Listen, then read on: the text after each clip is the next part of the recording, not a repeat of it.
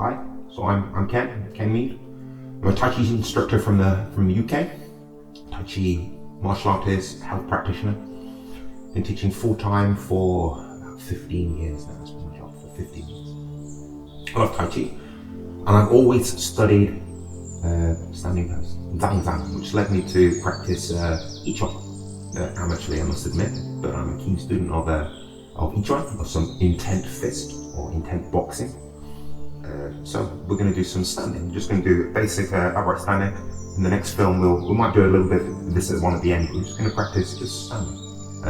Zhang Zhuang, standing at the post, standing like an unmoving post in the wind. So you're standing with your feet about the same distance as your hips or your shoulders apart, feet parallel to each other. Some people like to turn the toes out ever so slightly, but I like to turn the feet parallel to each other. So there's the same distance between the inside of the toes, the heels, and the knees. Dividing each foot into two triangles. You have a triangle from the ankle to the heel to the balls of the feet, from the ankle to the balls of the feet to the toes. Two triangles. You want about 70% of the weight going down through the triangles at the rear of the feet, 30 through the triangles at the front of the feet. But this is not chiseled in stone. This is just what I'm practicing at the moment. Yeah, I find it really beneficial for the knees, taking the pressure off the knees. Some people like to have more weight towards the Yongchen point, the bubbling well point in the center of the foot. So more weight towards that triangle at the front of the foot. But I find that can put pressure, if you're not too careful, it can put pressure onto the knees. Unnecessary pressure onto the knees. So I'm practicing that 70% of the weight going down through the rear of the feet, 30% of the weight going down through the front of the feet. A 50-50 divide the weight between both legs. Imagine you have also the insteps, the bone, the tissue above the arch of the feet. Imagine these are as soft as cotton wool. And you want that softness to replicate itself up through your core, through your deep frontal line. Imagine you have a balloon in between your knees. Imagine this balloon is inflating, pushing your knees out, but you don't want to go onto the outside of the feet either. So you're dropping the insteps down, but not so much that they collapse in, because they're made out of cotton wool. And you're doing this with your mind, your intent, you're thinking it. Your imagination, your thinking it does have an effect on your body. So imagine this balloon inflating, so dropping the insteps down, but relax the muscles you'd use to do that. Head as if it is suspended from above. You have an acupressure point on the top of the head called the Bagua, the fontanelle in Western medicine. So it's not the flat of the head here, it's the soft spot here on the top of the head. Imagine you have a long ponytail on the top of the head. Imagine this is tied up to the ceiling or up to the heavens.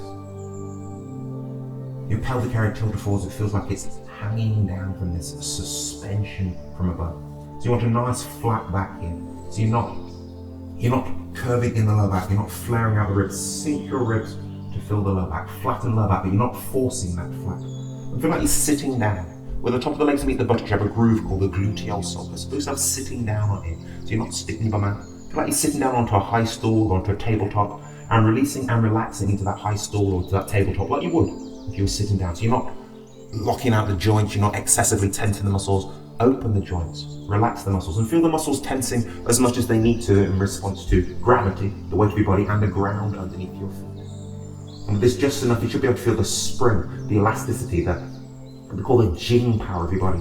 Kind of feel it of your body, kind of a feeling like when you push down on springs, you feel that kinetic energy pushing back up. Or when you push something inflated down into water, you feel that pushing back up, trying to return to the surface, and use that pushing back up to lift your skeleton up inside the body, keeping that feeling, so not tension, keeping that lifting feeling inside the body. Feel the rest of the body hanging off your skeleton like clothes hanging off hands.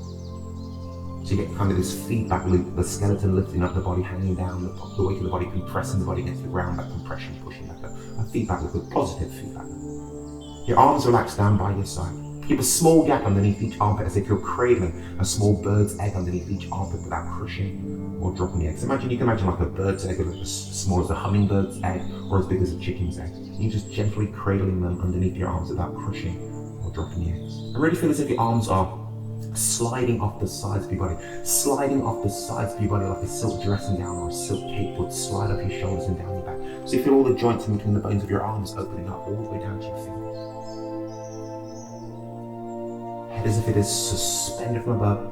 Then I want you to relax all of your face muscles. Relax the muscles behind and around your eyes. And you can close your eyes here if you want to. If you're one of those people who has a really busy mind, who's easily distracted, has that what they call the magpie mind, always chasing the next shiny thing to look at and think about, then closing your eyes is probably a good idea here. We know, as humans, we have 5 recognized senses. We have more than 5 senses, but 5 recognized senses. And of those, the retina of the eye is the most powerful of these sensory organs. And we've taken a lot of information through our eyes, and we humans, we have names for everything we see, like wall, floor, ceiling, sky, and we name them in our head. And we judge them as being good or bad. So just by closing your eyes, you cut a lot of that noise or that chatter out of the equation. But if you don't feel comfortable and balanced with your eyes closed, you can do the visualization as if you're looking into the distance, way, way, way, way beyond where you are. As if you're looking through a light mist or fog, and as if you're watching birds flying near distant clouds against the backdrop of a beautiful turquoisey blue summer sky. Head as if suspended from above. Then I want you to relax all of your face muscles. Relax the muscles behind and around your eyes. And if you do have your eyes closed, they're not tightly closed. They're closed so you can't make any shapes or images from your surroundings out, but open enough so you can let a little bit of light in. And you're breathing in through your nose, if you can, of course. Touching the tip of the tongue to the top of the mouth, just behind your front teeth. Your teeth are gently together, but they're not clenched. The same with your lips. Tucking your chin in, not up or down, in. Keep your jaw parallel to the floor, and have the feeling here as if somebody's pulling on your ears to pull your neck back against the collar of the shirt. And with the jaw parallel to the floor and that pulling back, you feel the cervical region of the spine, those 7 bones lengthening. You feel the skull lifting up of your spine, but you're not stretching your neck. Your neck is nice and relaxed. Really feel like your head is lifting up off your neck, your skull lifting up off your spine. Really open up that gate at the base of the skull, the top of the spine, the Yiquan, the jade pillow gate. But you're not stretching your neck is nice and relaxed. Really feel like your head is floating on your neck like a boat or a buoy floats on water. B-O-U-Y. Okay, simultaneously, at the same time, I want you to sink further down into the posture and turn your hands so the palms are facing more behind you than towards you. This turning of your hands so the palms face behind you can make your shoulders tense up. So take a breath in through your nose to your belly, and as you breathe out, feel your shoulders releasing, relaxing.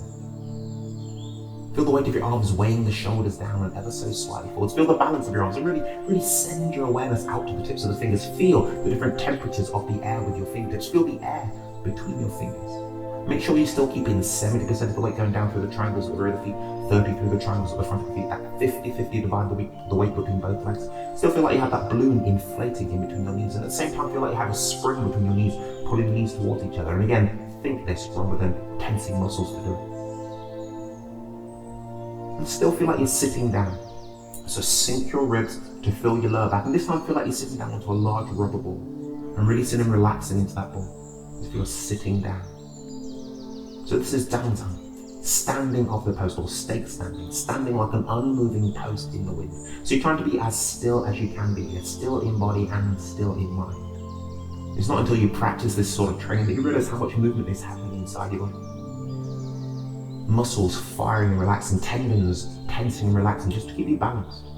But you're trying to still the body as much as you can. Try to find that perfect tensegrity, the perfect balance between the connective tissue inside your body and the bone. You know, the connective tissue, the myofascia or myofascia, that surrounds and connects all the muscles, connects everything inside your body. That stringy, stretchy white tissue, the elastic tissue inside the body. You want to find a tensegrity between the bones and that connective tissue so you can let go of all that muscular effort. Stilling the body, but stilling your mind is even harder. As humans, we have tens of thousands of thoughts going through our head every day. And if we follow all those thoughts, that's a lot of thinking. The mind can race, jumping from thought to thought to thought to thought. There's a little part of the mind that likes that racing mind. Freud called it the id, the childlike mind. The childlike mind that wants to be entertained, is always ready to move on, wanting to move on to the next interesting, exciting thing. It gets bored really easy. So when you are trying to still the mind, it doesn't like it. It feeds off that busy body and a busy mind. So it kicks up loads of random thoughts telling you need to think this or think that, worry about the future or be depressed about the past. It doesn't like the moment. So don't follow any of those thoughts it kicks up. Don't feed them. Don't let them turn into thinking. Just keep that little part of the mind busy. Keep it occupied with stillness, balance, and relaxation. You have a hollow underneath each collarbone called the shoulder's nest. Take a breath in through your nose to your lower abdomen, and as you exhale, feel those nests relaxing, releasing. Feel the chest muscles relax, release. The ribs relax and release, and all sinking down into your belly. Just let your belly hang out. Let your belly hang out. Feel the shoulder blades on your upper back spreading out to the sides and ever so slightly down, really rounding your upper back like the shell of a turtle. A sea turtle. Sink your ribs to fill your lower back. Breathe into your belly, relax the bottom of your back. Tilting your pelvic area ever so slightly forwards, or tucking your sacrum under. So the coccyx, the tailbone, the bottom bone of your spine pushes and points down towards the floor. That takes the hollow, the curve, the lordosis out of the lower back, and the head as if suspended from above. Gives you the nice lengthening of your spine. Really feel your spine lifting up inside the body. Feel the skull being pulled back by the ears and lifting up off the spine. And at the same time, feel the face muscles sinking down, the shoulders nest, the chest, the ribs all sinking down, and push the bottom bone of your spine towards the floor, forwards and ever so slightly up. And all this with your mind, your intent. You're not tensing muscles to get this lengthening and alignment of your spine. You're thinking this lengthening and alignment of your spine. What we call a neutral spine. So Zhan Zhuang, standing on the pose, standing like an unmoving post in the wind. So again, you're trying to be as still as you can, still in body and still in mind.